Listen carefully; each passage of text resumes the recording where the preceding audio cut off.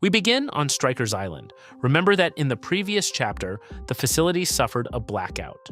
Superman's cell lost power. Inside Stryker's Island prison, there is a block dedicated to holding the regime's villains. The main block is entirely devoted to Superman's confinement. But as we already saw, the solar energy used to control him has been shut off. Superman delivers a powerful blow to the glass, managing to shatter it. After that, he takes a small leap and breaks out of his cell. Outside the prison, one of Mayor Turpin's soldiers is patrolling the area. The soldier spots someone trying to enter the base. Upon hearing this, the mayor orders the doors to be sealed and the entrance protected. He then tells the tower guards that if they see anyone moving or trying to get in, they should shoot without hesitation. The soldier in the tower is shocked by what he just saw. There's someone who looks like Batman. The mayor can't believe what he just heard, so he immediately tries to reach the Dark Knight over the radio. The mayor asks if it's him outside the prison. Batman says no. Whoever they're seeing is not him. He's teleporting into the cell block. Meanwhile, the tower soldier takes aim at the fake Batman. Before the soldier can fire, the fake Batman orders Deadshot to take him out. He follows his leader's orders, and with a single shot to the head, the tower soldier is dead. The fake Batman didn't come with just Deadshot. The rest of the Suicide Squad is right behind him. Meanwhile, Batman asks Green Arrow, Black Canary, and Batgirl to secure the perimeter and assist Mayor Turpin's soldiers. It's clear that whoever is behind all this will come for Superman, so their mission is to keep them away. Dinah tells Batman she won't let him face Superman alone. The Dark Knight tells her that he and Batgirl have developed 23 plans for exactly this kind of situation. Barbara mentions that the most effective plan was already automatically activated when the cell's energy dropped to 1%, so everything will be fine. Dinah and Barbara fall back. Batman mentions that beyond these plans, he won't be alone either. Outside the prison, Killer Croc is torturing one of the guards. Then an arrow pierces his body. Killer Croc turns to see what's happening. When he spins around, he comes face to face with Black Canary, who uses her powers to weaken him. But it's not over for Killer Croc yet. Batgirl takes advantage of the moment and delivers a kick that knocks him down right then and there. Green Arrow has also arrived on the scene. He tells Killer Croc to stay down and stop trying to eat people.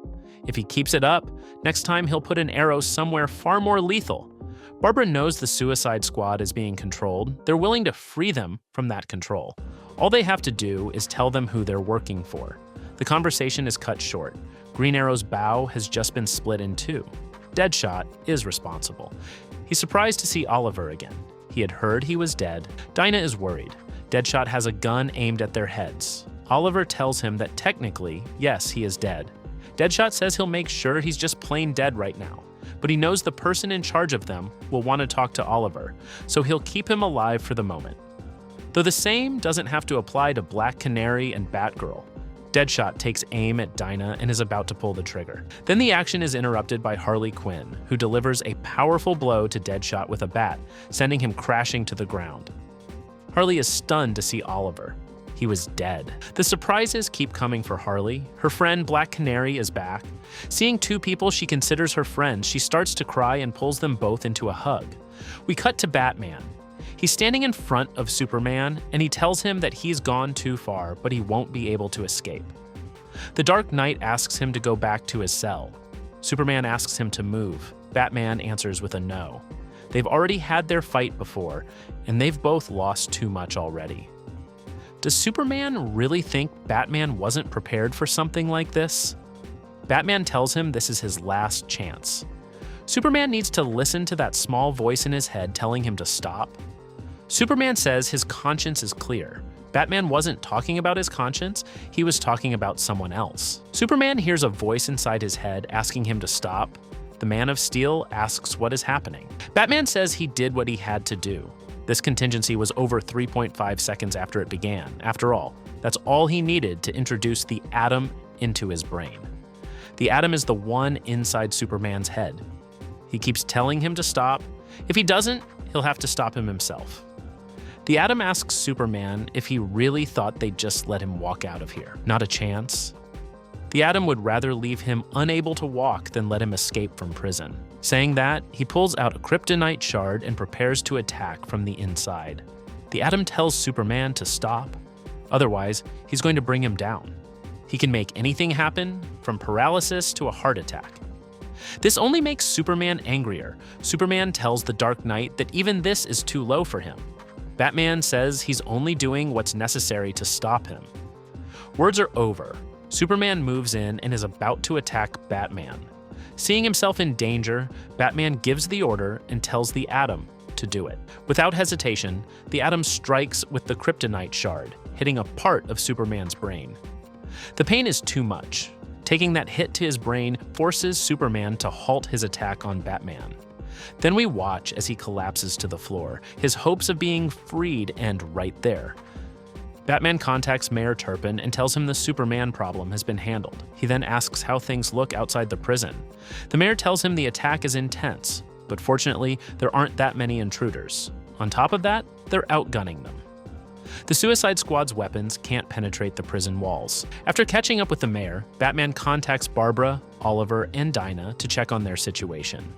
They just took down Killer Croc and Deadshot. Harley, finding herself with her old friends, runs over and hugs them. Oliver asks if they're actually friends in this world. Harley doesn't understand what he means by this world. Dinah tells her that this Oliver doesn't belong to this dimension. Harley steps right in front of Oliver and tells him they weren't just friends, they were lovers. Everyone is stunned. Dinah is about to hit Oliver. After a few laughs from Harley, she tells them she was just joking around a little. Though despite the jokes, she really did live in Oliver's house. He asks if she lived in the Arrow Cave. She tells him that's not his cave anymore. It's Harley's base now. Ollie asks Dinah if any of this is real. She answers with a no. Oliver seems to take all of this with amusement, but the pleasant moment is cut short. Someone has just arrived and calls out to Harley. The fake Batman stands before them alongside El Diablo. The imposter points his weapons at Harley and tells her this doesn't look great for her.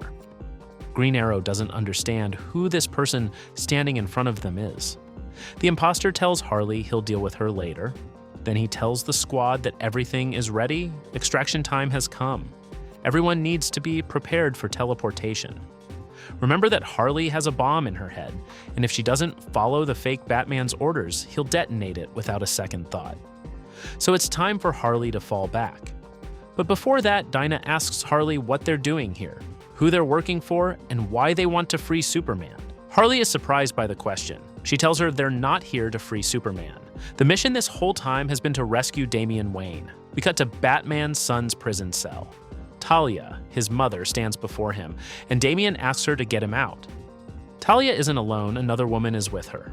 We don't know this girl's name yet. She says to Damian, please. Damian doesn't understand what she means. Then she says, get me out of here, please. Don't you have any manners? Talia tells the girl that his father raised him for a time. Batman has many skills to impart, but social skills are not among his lessons. Damian asks why they're concerned about manners when they just killed all the guards. The girl says they did all of this to get him out. But she's starting to think it was a bad idea, and that maybe they should just leave him locked up. The girl takes a guard's hand and places it on the fingerprint scanner, opening the cell door. Damian steps out and tells them they need to free his friends too. The girl answers with a no, they aren't necessary. In another cell, we see Cyborg locked away. The girl says they already had their chance and they failed. The regime's members have great power, but they have no will to do what truly needs to be done for this world. The difference is that the regime fought for control of the world, and they will fight to make this world a better place. Before they can escape, Mayor Turpin arrives and orders Damian to return to his cell. Damian knows that Turpin and the guards behind him are no match for his mother. Damian tells Turpin he doesn't want him to get hurt, and the only thing he has to do for that is step aside. Turpin thanks him for his concern about his safety, but says he'd take those words more seriously if Damian weren't surrounded by dead people. Turpin contacts Batman and tells him that Superman and the villains outside were just a distraction. Before he can say anything else, the girl opens fire. Turpin and the guards are killed. Damian is upset. After all, he really was worried about the mayor's safety. Damian tells the girl she didn't have to kill him. She could have disarmed him and taken him down without killing him. The three of them take off running. Talia gives the signal. They're ready for extraction. With visible frustration, Damian asks his mother to control her servant. Their advance is stopped. The girl slams Damian against the floor and tells him she is no one's servant. Talia tells Damian that's no way to speak to his sister. Damian has no idea what any of this means. His mother tells him the girl's name is Talia al Ghul, daughter of the Bat. Thank you very much for watching this video. Don't forget to comment, like, and subscribe for more content like this. I'm Raven Comics, and see you in the next video.